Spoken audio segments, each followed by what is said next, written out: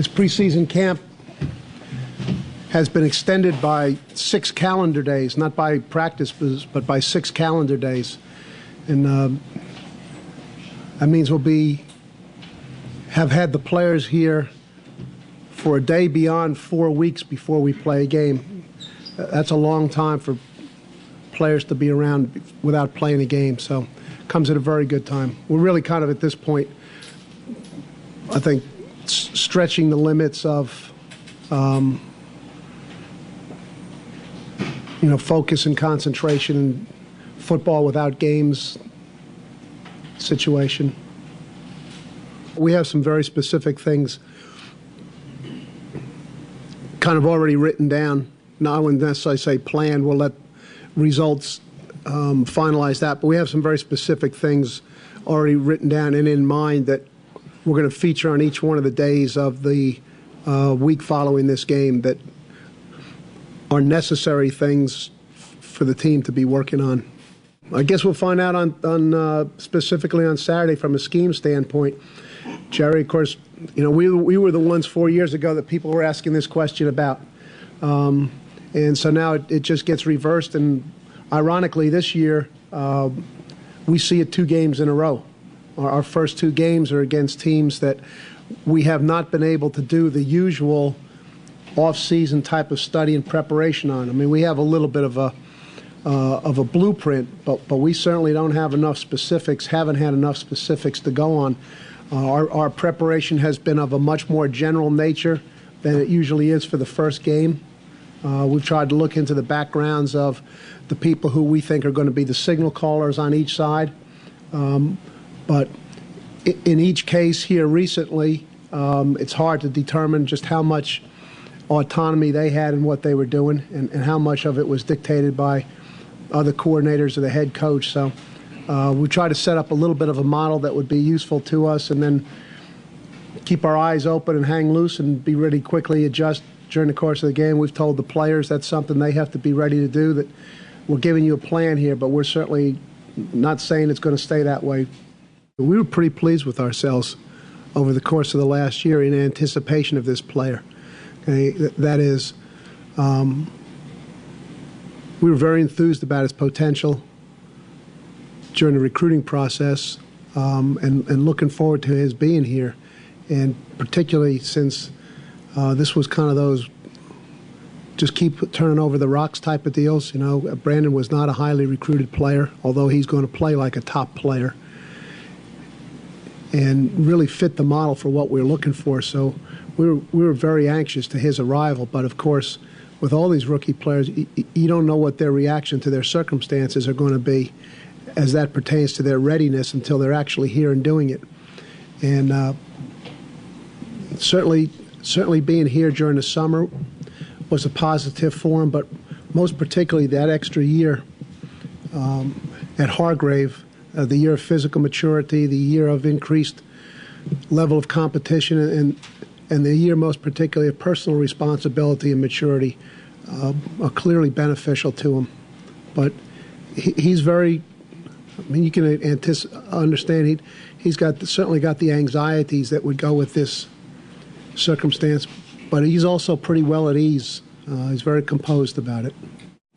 It's an interesting roster in that we have some players on the long end of how experienced you can be as a college player. We have some guys going into their 4th year of seeing considerable action or being full-time stars, as we've talked about in the past. We have 2 players, Schmidt and Ferguson, who are on line to, on the same day, break the UVA record for career starts.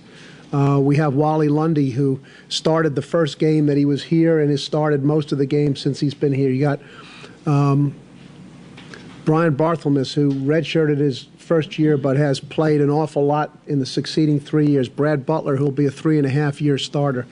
Kai Parham, who's going into his 3rd year as a starter, only as a junior. So we have a lot of guys who've been in a significant amount of action. But on the other end of the roster, we have, as I was looking at it here last night, we have 12 positions that have little to no game experience going into this game. And so in a lot of ways, it's the most inexperienced team that we've had. We have certain positions that are rich in experience, but across the board, it's the most inexperienced team that we've had, not just on the front line, but at some spots all the way through. For example, we don't have an outside linebacker on the roster who's ever started a game in college. We don't have a guard on the roster, okay, a currently listed guard who's ever started a college game. We don't have a tight end who's ever started a game at tight end. And then there's certain other positions that don't have anybody behind the front line guys. So it'll be very interesting for us to see the game reaction of some of these players, and not just the competition, but as you well raised the point, just how they're able to adjust to things during the course of the game, because that's a significant part of the game that does not occur in practice. That you go out, you have a meeting before practice, kind of tell the players, this is what we're working on today, go through all the teaching elements of it, have walkthrough, this is what's going to happen in practice. You go on the script, and then you finish practice and correct it that night.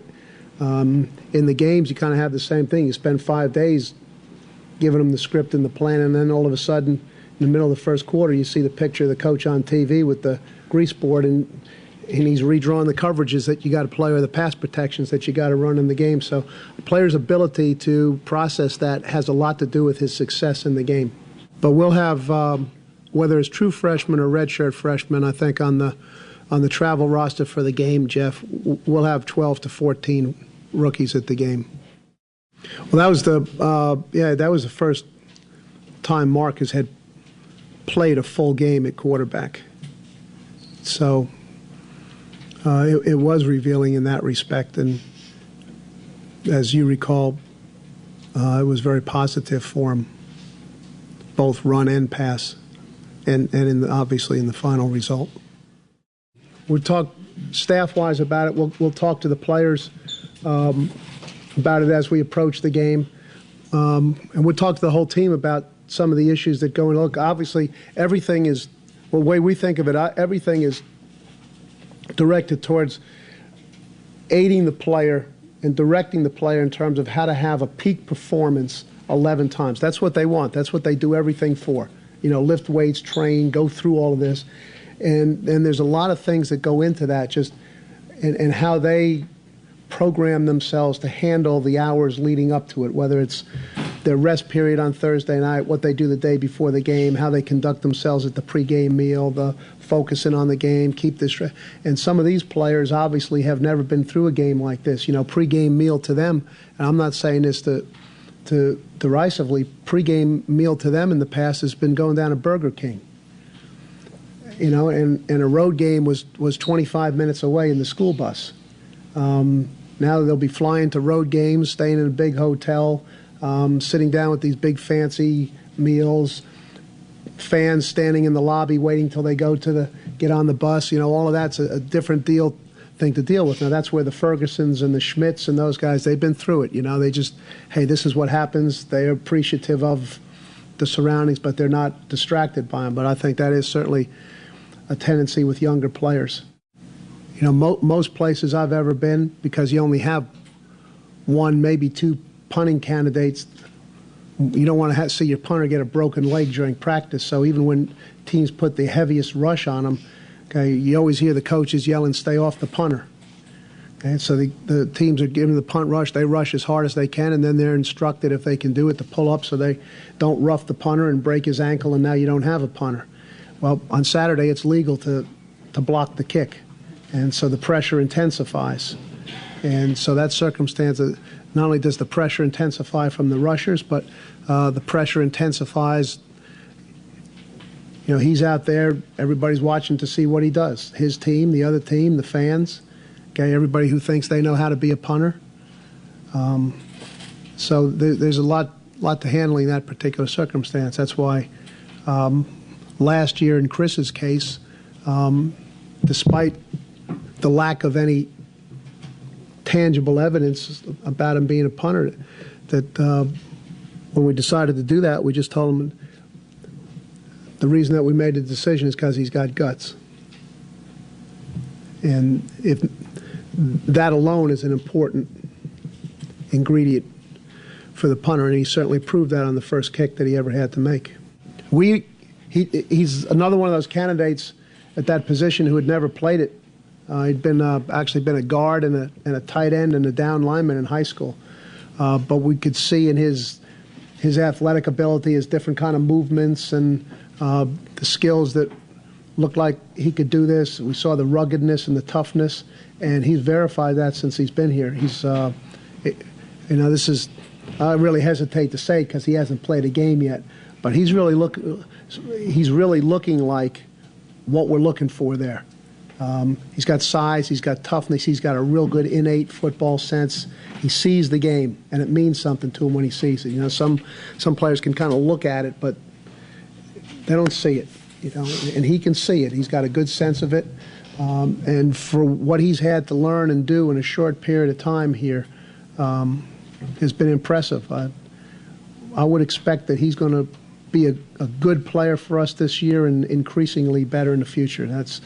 I don't usually make predictions on players, but I'm saying that just because when I was watching the practice tape early this morning, I was watching a couple plays, and I was just kind of, that he was involved with, I was just smiling to myself. So asking me, I'm in a vulnerable time in terms of heaping unearned praise on somebody.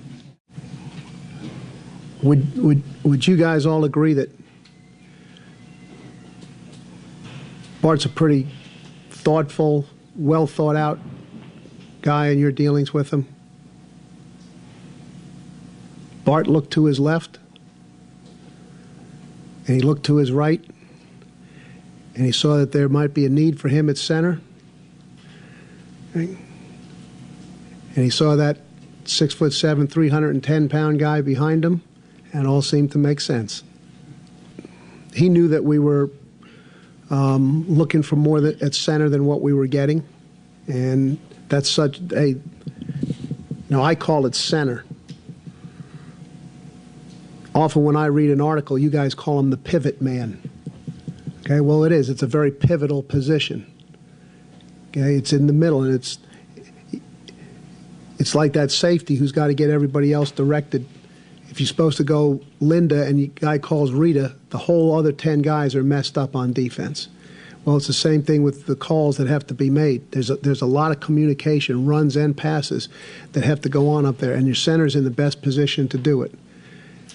And so that's an integral part of the position. It's not just all physical. He's the most experienced of those guys capable of being that. You know, D'Brickashaw is a marvelous player, a rare player, but what he is a left tackle. Okay, there's just certain guys that fit into that center mold, and he seemed to fit into it. You